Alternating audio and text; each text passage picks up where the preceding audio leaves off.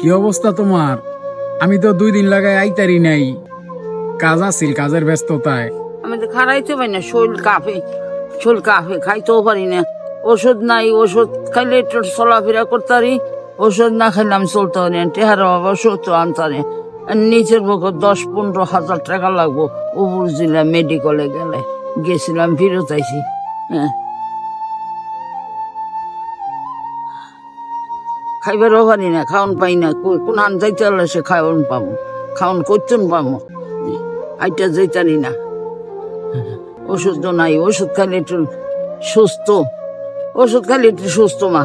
ওষুধ না খাইলে আর হাঁটতে পারি না, আর খারাইতেও পারি না।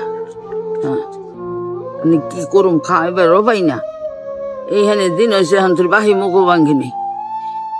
এখন কিন্তু পড়া 1টা বাজ্যা গেছে গা, ইতানি নাকি 1টা বাজ্যা গেছে, এখন পর্যন্ত 2টা খাইতেও পারে নাই।